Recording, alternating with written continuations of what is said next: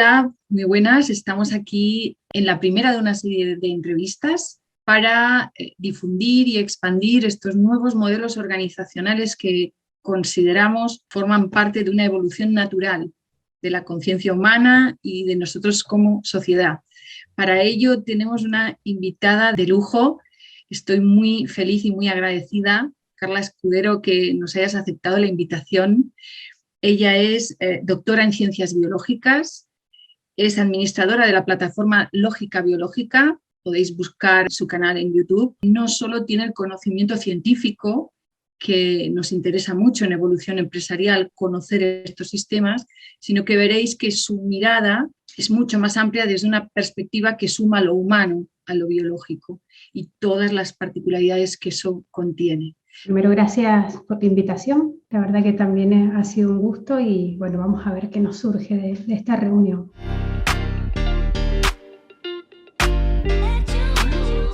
Para situarnos, ¿qué es un sistema biológico? Una empresa se puede considerar un sistema biológico. Un sistema biológico, si tuviésemos que explicarlo en sencillo, podríamos poner directamente un ejemplo. Es decir, nosotros somos un sistema biológico. Cualquier ser vivo es un sistema biológico. ¿Qué quiere decir eso? Que es un conjunto compuesto por unas partes. Por ejemplo, nosotros somos un humano, pero este humano que somos está constituido por sistemas de órganos, por tejidos, por células. ¿Bien? Si vos te fijas, a medida que hacemos la escala más chiquita, encontramos cosas más pequeñas, obviamente, pero también seguimos encontrando sistemas, ¿no?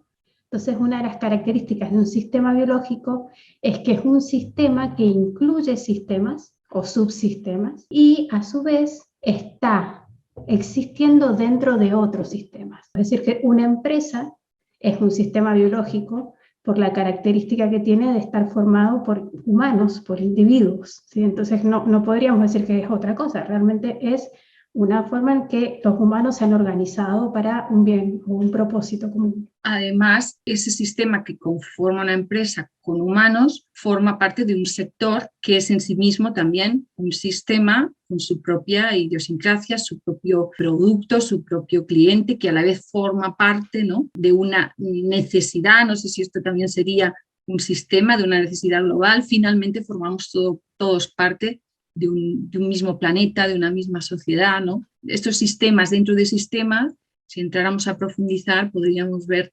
claramente esa analogía. Sí, sí, totalmente. De hecho, vos fíjate que nosotros no podemos separar las partes del sistema porque si no dejan de tener sentido, ¿no? Entonces, una de las características de los sistemas complejos, de los sistemas biológicos, es que el todo es más que la suma de las partes. Por lo tanto, vos no podrías entender cómo funciona una empresa entendiendo exclusivamente a cada uno de los humanos que la componen, porque las partes que forman un sistema también incluyen las funciones.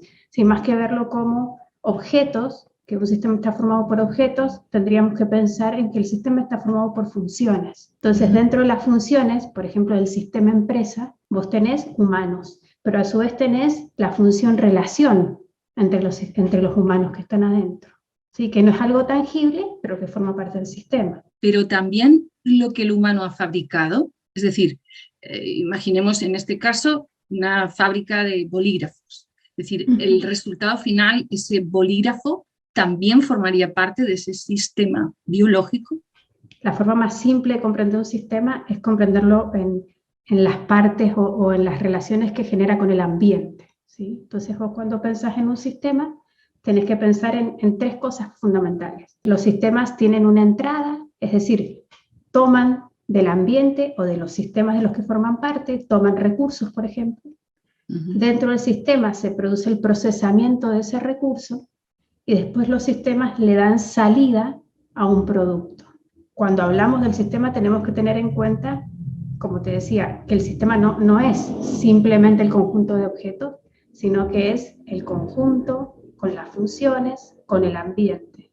Es decir, que tenemos que pensar en el sistema como un sistema abierto, donde una de las cosas que hace es producir. Entonces, los productos que salen de una empresa son parte también, ¿no?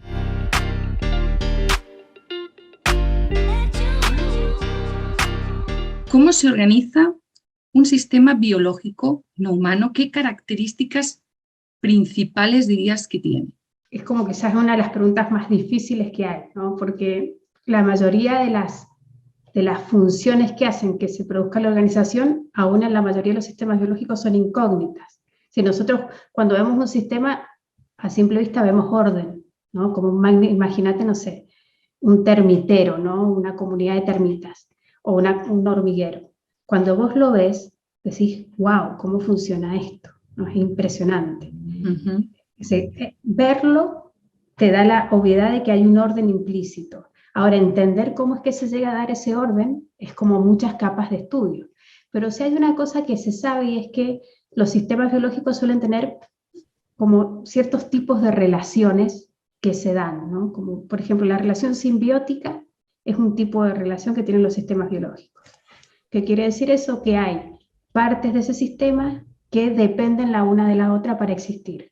Después tenemos relaciones que son del tipo sinérgicas dentro de los sistemas también. ¿Qué es una relación sinérgica? Es una relación de cooperación que no es indispensable, como la que nombré recién.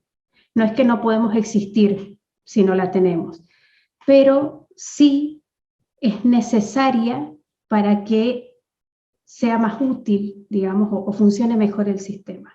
Entonces, sería una palabra que podríamos llamar es cooperación. Una empresa, su relación con otra empresa del mismo rubro no le es indispensable para existir como empresa. Uh-huh. Sin embargo, si aprenden a cooperar, probablemente saquen los dos mayor rédito, mayor función de esa cooperación. Y después, cuando analizamos cómo se comportan los elementos dentro de un sistema, muchas veces lo que encontramos también es relaciones de tipo jerárquicas. Lo normal en un sistema es que haya casi espontáneamente un orden. Y ese orden, cuando uno lo observa, suele tener una disposición jerárquica, ¿no? Entonces, hay una reina del hormiguero, ¿no? O hay una reina de las abejas. Y a su vez, el resto de los seres vivos que forman parte de ese sistema se organizan en diferentes niveles, atendiendo a cuál es la mejor función que le pueden dar ese sistema. Entonces, muchas veces, como que desde lo humano intentamos ver estas relaciones y pensamos, qué sé yo, en la simbiosis como un aprovechamiento, como si alguien se estuviese parasitando a otro, en las cooperaciones como una competencia o en la jerarquía como un sistema de dominación. Pero realmente en la biología no sucede así, de hecho no hay nada más lejos que esa interpretación. Estas relaciones que te nombro no tienen una intención de beneficio particular sobre el individuo, porque ya dijimos recién, el sistema es más que la suma de las partes, entonces cada parte se beneficia con el beneficio del sistema. En esta, por ejemplo, en la jerárquica, que es la que más nos cuesta como humanos, siempre pensamos que el jefe es de alguna forma un dictador, ¿no? O la autoridad leída como lo leemos los humanos. Pero realmente en muchas manadas, el jefe o la cabeza o el líder es el que más responsabilidades tiene, ¿sí? Porque no solo tiene que cuidar de la integridad del sistema, sino también de cada una de las partes. Entonces, por ejemplo, hay estudios muy bonitos hechos en ciertos monos que han visto que la forma de elegir al líder no es en sí mismo solo por la fuerza, sino también por la capacidad empática. Me ha llamado la atención que has dicho que en esos sistemas biológicos suele haber esa jerarquía. Ese suele es porque en algunas ocasiones no existe, no es así. En algunos sistemas no hay un centro que sea visible, porque el centro está distribuido, está descentralizado. Se me ocurren algunos grupos de peces en el océano, ¿sí? Funcionan realmente como una masa. Para entender cómo es que funcionan esos sistemas descentralizados, nosotros deberíamos incorporar un elemento más a la explicación que te estoy dando, y es lo que podríamos llamar la inteligencia del grupo, ¿sí? No es que no hay centro, es que el centro está en cada una de las partes.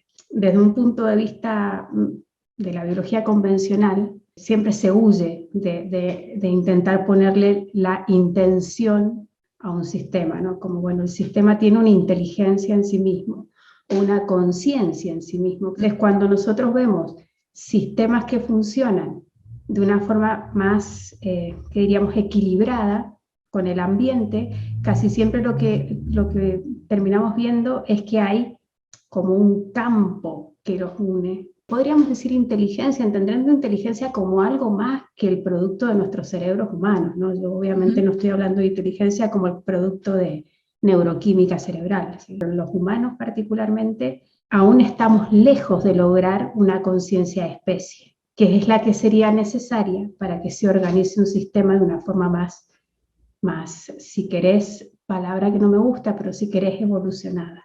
Los mamíferos, casi todos, tienen organización jerárquica. Yo creo que la connotación negativa que tiene la palabra jerarquía en los humanos es porque no sabemos para qué sirve y cómo funciona. Confundimos ser el líder de un grupo con acumular poder, y en la naturaleza no es así.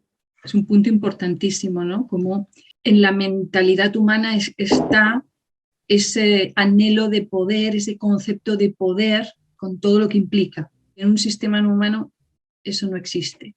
Yo creo que una de las razones por las que se da esa diferencia es que el resto de los seres vivos, al no tener autoconciencia de sí mismos, por lo menos no que sepamos, esa autoconciencia que tenemos nosotros, esa noción de yo soy yo y yo existo aquí, seres vivos no tienen una percepción de separación con el ambiente. Son en función del ambiente y sus relaciones. En cambio, los humanos claramente no nos sentimos parte de nada. Es una cosa muy obvia, así como mucho la noción de pertenencia del humano llega a su familia, a su nación, si querés, con suerte, y hasta ahí llega el límite de su noción de pertenencia. Entonces, al creernos aislados del sistema Tierra, obviamente está esta noción de, bueno, sálvese quien pueda, ¿no? Porque si estamos cada uno a la buena de nuestro propio destino y no formamos parte de nada, da la sensación de, bueno, entonces yo tengo que luchar por mi supervivencia. Si nos asumiésemos como seres vivos que somos, entenderíamos que es un error de interpretación. Esta noción de competencia brutal que hay en los humanos se caería por su propio peso, porque no hay especie en donde los individuos se perjudiquen entre sí al punto de poner en riesgo la propia especie. Esto enlaza con algo que has dicho antes y quería como abrir un poco más. En un sistema biológico, cada elemento, esa función que decías que tiene cada elemento y que no la pone en competencia o no la pone en comparación con el que tiene otra función, ¿no? De liderazgo jerárquicamente superior, porque sabe que está aportando un beneficio al bien común, al todo al que pertenece. Y tiene esa conciencia, incluso la hormiga tiene conciencia, ¿no?, de hacer su función por ese bien común. Pero sin embargo, el humano tiene autoconciencia de sí, pero no tiene esa conciencia de que su aporte forma parte de un todo, ¿no? ¿Por qué ese defecto? Yo creo que es una función que todavía no desarrollamos. No sé si es un defecto en sí, como bueno, ya está fallado y entonces como está fallado ya está perdido, sino como una función a desarrollar. Convengamos que a comparación de los otros animales, nosotros tenemos un desafío que es aprender a usar la autoconciencia, como todo el tiempo una pantalla mental donde se describe la realidad y donde hay un argumento. Eso es una cuestión muy cercana en la evolución, muy de los homínidos. Previo a eso no hay este desarrollo de un córtex prefrontal, donde haya planificación, donde haya capacidad de ver el tiempo linealmente. Entonces, tenemos que entender que como especie que le pertenece a la Tierra, tenemos un nivel de complejidad que por ahí es distinto al de la hormiga. Y ese nivel de complejidad que es distinto al de la hormiga implica que como especie maduremos esa función. Entonces creo que lo que nosotros vemos actualmente no es fallos, sino un proceso de maduración. Por ejemplo, vos dirías un niño que está aprendiendo a caminar y se cae, ¿no? Y está dentro del rango de 1 a 2 años y medio, que es cuando empiezan como a madurar su motricidad.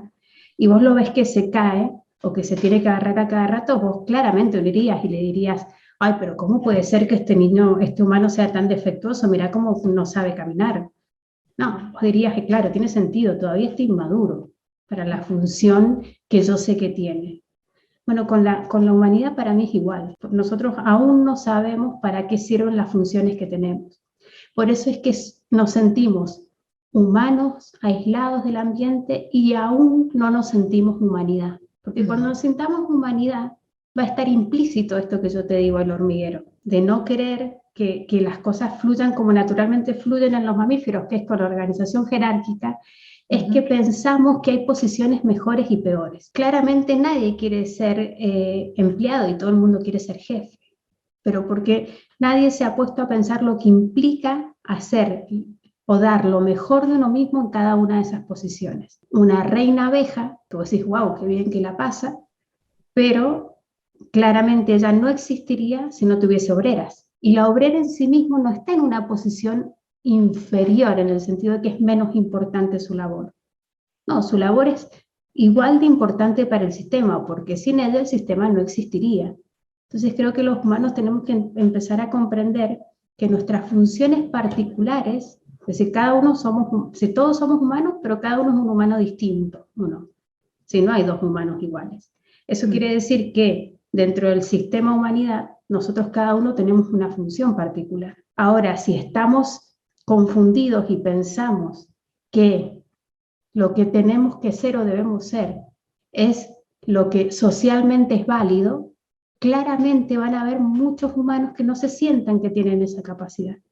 Y entonces van a querer tener la posición que tiene el otro. Cuando yo no sé cuál es el valor de mi posición particular y estoy continuamente siendo moldeado a, mira, el modelo de éxito es este, el del jefe de la empresa, no el del chico que reparte el correo, todas las personas entran en un profundo rechazo de su posición, como si los obreros o la reina dijese, ¿y por qué yo tengo que estar acá encargándome de la reproducción? O como si, no sé, una célula de tu hígado dijese que es injusto tener que hacer el trabajo de guardar, de generar glucógeno, porque ella quiere ser una célula epitelial, porque le parece más divertido, o porque está mejor visto, ¿no? Imagínate, ser neurona, célula del cerebro, bajo nuestros parámetros humanos es mucho mejor que ser una célula de intestino grueso. Pero es que esa es una comprensión muy humana de cómo son las cosas. Vos decime qué sería del cerebro sin las células del intestino grueso, sin la posibilidad de excretar. No, el sistema colapsaría, porque cada una de las funciones son indispensables. Es decir, a lo que necesitamos pasar es como una organización orgánica, natural, donde cada uno sea autoconsciente de su función, de su talento, de su aporte y pueda desplegarlo libremente. Que ahí quizás está el mayor problema. Es decir, que esa jerarquía no permite a cada uno de los integrantes desplegar su talento, su función natural de una manera espontánea. Quizás ese sea el problema, pero maravilloso este tema de las jerarquías y de los liderazgos.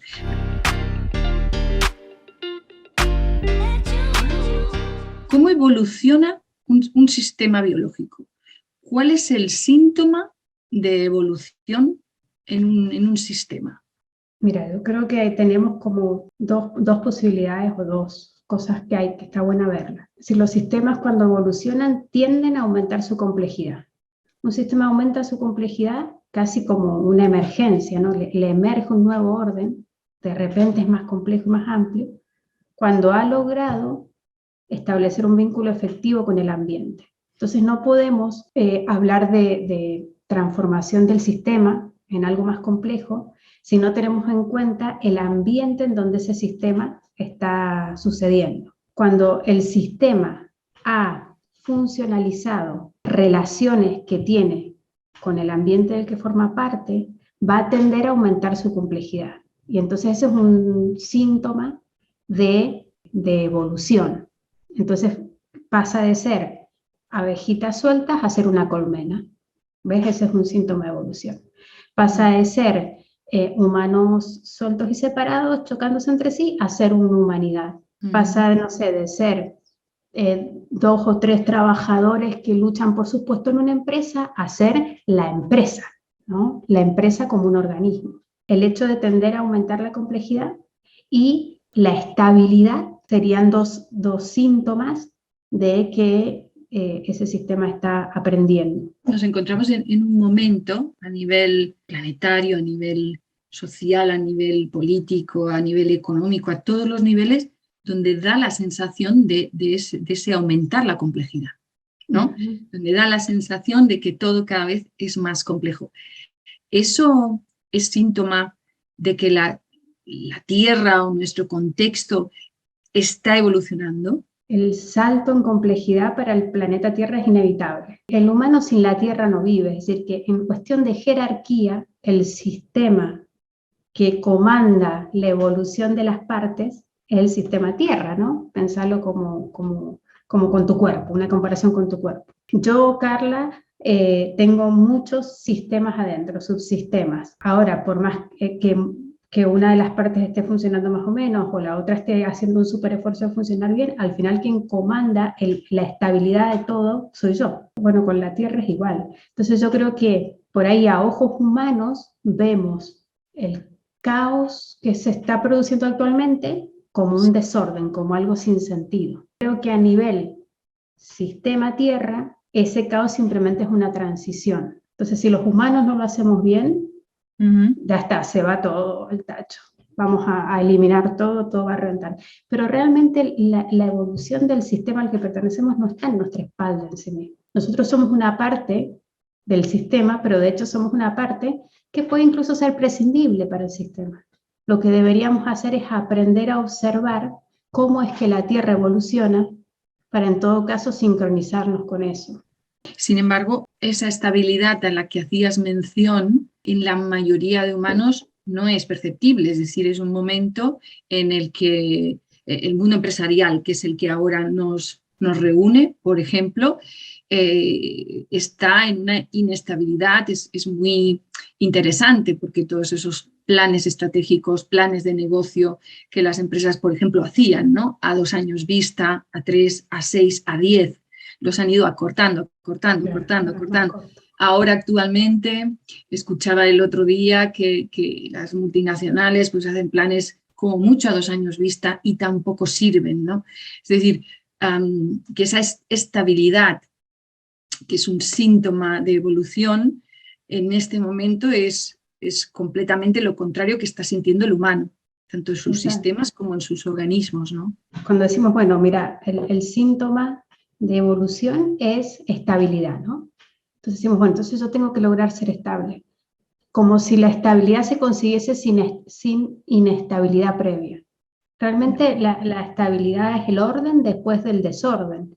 El desorden es parte del proceso de generar un nuevo orden. De hecho, en la naturaleza sucede todo el tiempo. Vos pensás que los grandes saltos de complejidad del planeta han sucedido después de catástrofes ambientales que casi han eliminado el 70-80% de la expresión de la vida del planeta. No es como la estabilidad es algo que se consigue y entonces hay que mantenerla y cuidarla y ser todos como así medios, no sé, meditadores zen para que mantenerla. No, no funciona así la vida. Es decir, en la vida pasamos, si queremos participar de este proceso de transformación del planeta, tenemos que entender que la fórmula dinámica en la que sucede es desorden, orden, desorden, orden, desorden, orden, donde en cada uno de esos procesos de caos, de desorden, lo que está sucediendo es que ciertas relaciones que agrupaban los sistemas tienen que cambiar la forma en la que se las interpreta, ¿no? Entonces, yo creo que lo que estamos viviendo hoy como humanos es darnos cuenta que nuestros sistemas de creencia y de valores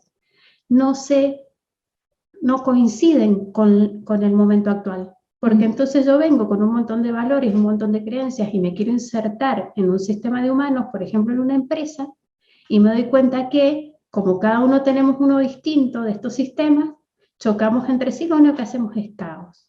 Entonces claramente ahí uno diría, bueno, ¿cómo hago para que todos, no sé, converjan en una estabilidad? No, ahí cada parte se tiene que hacer cargo de actualizar sus sistemas, sus propios sistemas, para que, una vez actualizado, pueda sumar al conjunto al que forma parte. Estás apuntando a una evolución particular de cada individuo como el punto de partida para la evolución del conjunto. Estoy diciendo eso, pero le falta un nivel, y es que es cierto, cada una de las partes tiene que dar la mejor función que tenga, ¿cierto? Entonces cada uno es indispensable. Ahora, la evolución es colectiva, o la transformación es colectiva, en vez de, porque si no vamos a esto de nuevo yo tengo que hacer el esfuerzo de ser la mejor versión de mí para sumar al sistema, ¿no? Volvemos a atomizarnos como, bueno, es mi responsabilidad. Y acá realmente lo que tendríamos que ver es que ese deseo de mejorar que tenemos, cada uno de nosotros, es una función del sistema completo. Es el sistema que nos contiene el que comanda la evolución de las partes, porque entiende que para poder el sistema evolucionar, cada una de las partes tiene que funcionar bien. ¿No? Entonces es como dejar de pelear e individualizar los conflictos en el sentido de, esto me pasa a mí, nadie más que a mí. No, lo que a vos te pasa le pasa a todos los humanos porque formamos parte del mismo sistema, entonces tenemos códigos similares. Así como vos te sentís súper mal porque no estás haciendo bien tu trabajo, tu vecino de escritorio también se siente mal. Ahora, no es que los dos estén equivocados en lo mismo, no. Es que ambos comparten un código de especie que es el mejoramiento particular. Entonces siempre la pregunta va a ser, ¿cómo yo doy la mejor función de mí? La cooperación no es en sí mismo todos hacer lo mismo para llegar a hacer algo mayor, sino es que cada uno haga su parte, porque entonces ahí sí cooperamos para construir algo mayor. Qué maravilla, qué maravilla si tuviéramos un interruptor, ¿no? Donde activar esa conciencia de la función común.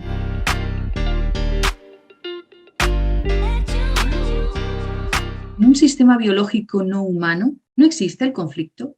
Es decir, dos hormigas, por poner el ejemplo, o el cáncer es un conflicto en este sentido de dos partes de un sistema. ¿Y qué diferencia hay, ¿no?, entre un conflicto en un sistema biológico y un conflicto en un sistema humano? Yo diría que ninguno. Inicialmente, las estructuras que llevan a que se generen conflictos entre las partes de un sistema son las mismas estructuras porque todos esos sistemas están incluidos en el planeta, ¿no? Entonces, son las mismas estructuras terrestres las que llevan a que se activen los conflictos. ¿Qué es un conflicto en sí mismo? Un conflicto se abre cuando el sistema aún no ha incorporado la función que el ambiente le demanda. En biológico podríamos decir que un ser vivo entra en conflicto cuando tiene una necesidad y no logra satisfacerla, no tiene la satisfacción de esa necesidad. Entonces, por ejemplo, si vos tenés hambre y no tenés comida, tenés un conflicto. ¿Sí? Un ejemplo súper biológico. Ahora, el proceso de obtener esa función que te falta para, si querés, dejar de estar en conflicto, ese proceso es lo que nosotros llamamos aprendizaje. Si yo quiero pasar del estado conflicto al estado no conflicto, no tengo el interruptor divino que mencionábamos recién, que sería súper fácil, no. Lo que tengo es usar la experiencia de adquirir las capacidades que me está pidiendo el ambiente que yo instale. A mí me gusta siempre explicarlo con esta noción de los teléfonos inteligentes de ahora, que vos tenés aplicaciones instaladas, ¿no?, en tu teléfono, las que usas. Y entonces cada tanto tiempo el teléfono te pide que actualices, ya sea el sistema operativo completo o que actualices las aplicaciones. Te dice, mira, ¿qué estás viendo ahí? Estás viendo lo mismo que le pasa a cualquier sistema. Es que con la versión y el modelo que tiene hasta ese momento no logra incluir un desafío nuevo que el ambiente le propone. Cualquier conflicto es esencialmente lo mismo en cualquier sistema del que estés hablando. Si es una instancia que, si querés, le puedes decir desorden o caos, donde se está pidiendo una actualización de las funciones del sistema. ¿Para qué? Para que incluya una parte que le demanda el contexto al ambiente que no había tenido en cuenta hasta ese momento. a lo que me contás de las empresas actualmente les está pasando lo mismo. La forma en la que funcionaban no es óptima para el contexto en el que habitan en este momento. Vos pensás que el ambiente es algo continuamente cambiable. Tu microambiente, el ambiente global, es continuamente cambiable. Es decir, que nosotros siempre vamos a ser desafiados por aplicaciones que el futuro va a pedir que nos instalemos que aún no tenemos y que con lo que teníamos en el pasado no había forma de imaginarlas. El conflicto es la herramienta para la actualización.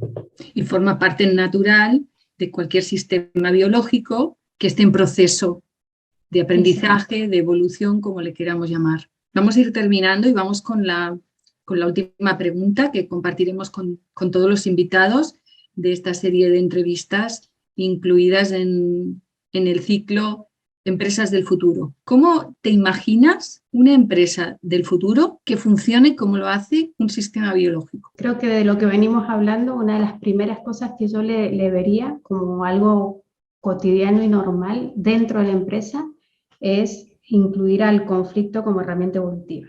Como no trabajar para no tenerlo, sino para que cuando aparezca sepamos cómo gestionarlo. Tanto en una empresa como en cualquier sistema humano, lo que nos está faltando es darle lugar al desafío que tiene en la evolución. No seguir evitándolo, no hacer estas cosas que hacemos. Eso por un lado.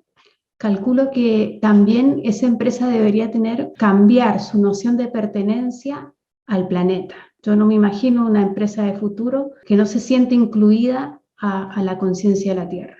Y entonces creo que de esa segunda, como una cosa casi como que se desprende, calculo que si se da esto de asumir al desafío como herramienta evolutiva, incluirse como parte del sistema Tierra, lo siguiente que imagino que sucedería en esa empresa es que se da permiso a la organización que emerge acorde al ambiente más que la teoría que creemos que esa empresa quiera tener de organización. Entonces me imagino que sería más flexible a las funciones de cada individuo y dejaría que se organice, porque incluida en las funciones de este planeta está la autoorganización. Entonces simplemente lo que tenemos que hacer es dejar que suceda. Es mi empresa del futuro. Si ya te vamos a conseguir, avisarme y voy y trabajo.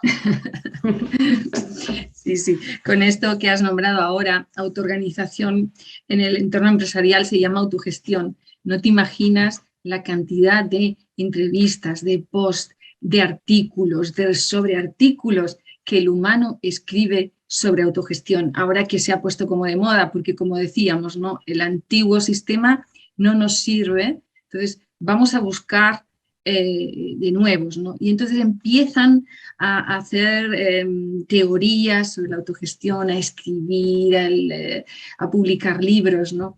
Y yo creo que la inspiración la tendríamos que buscar fuera, no tanto dentro de nuestros propios conocimientos, que como bien decías, pues todavía pues andamos precarios en algún sentido, en algún aspecto, y mirar fuera cómo funcionan estos sistemas que demuestran, ¿no?, que saben autogestionarse perfectamente.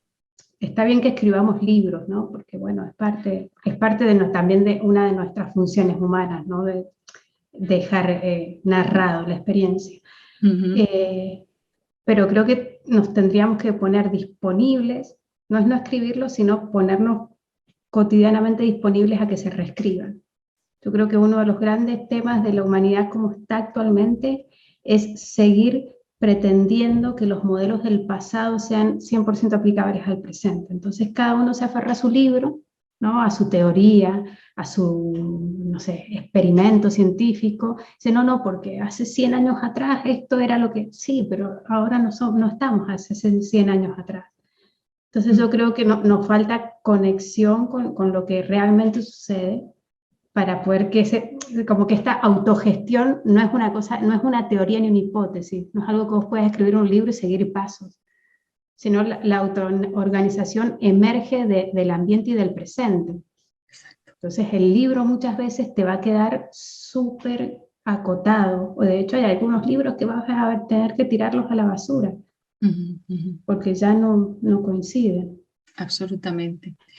Bueno, Carla, ha sido un placer, muchísimas. Yo seguiría aquí como inspirándonos con esos sistemas biológicos no humanos.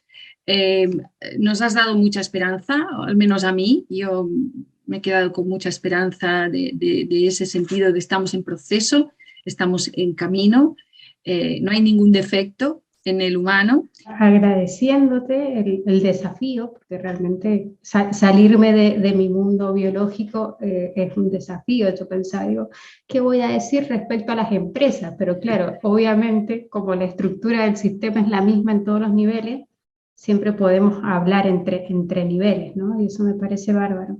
Yo creo que estamos siendo desafiados, ¿no? Es una obviedad, o fíjate hoy por hoy cómo están las cosas, hace un par de años cómo vienen las cosas. Claramente nuestra especie está mostrando un síntoma de falta de actualización, ¿no? Es como cuando tu aplicación la abrís y se cierra, la abrís y se cierra, la abrís y se cierra porque no está actualizada. Creo que estamos ahí, entonces yo también siento como mucha, si querés, no sé si la palabra fe me gusta, pero hay una sensación en mí de que la humanidad puede, ¿no? Quizás que estamos en el momento de dejar de querer usar los mismos modelos, las mismas aplicaciones tal cual están, y darnos el espacio para que se actualice. ¿Viste? Cuando se te actualiza el teléfono o la compu, vos no la podés usar, porque está actualizándose. Entonces creo que darnos espacios, cada uno de nosotros, para entrar en momentos donde no tenemos respuesta, es una opción que tenemos que empezar a incluir. Porque en esos momentos donde no tenemos respuesta, es donde está siendo actualizada la respuesta al próximo momento. Sacarnos esta presión de tener que saberlo todo y tenerlo todo claro ya.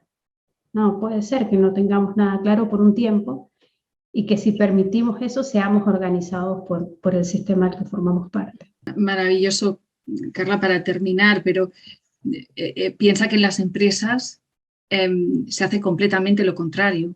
De hecho, cuando proponemos en las empresas trabajar con el propósito, escuchar al propósito, se necesita parar, se necesita asentarse, se necesita observar el pasado, cómo ha sido, ¿no?, esa trayectoria de ese organismo, qué ha sucedido, cómo hemos llegado hasta hoy. Es decir, se necesita como ese espacio. Y eso en las empresas sigue siendo como muy poco rentable. No entienden Claro.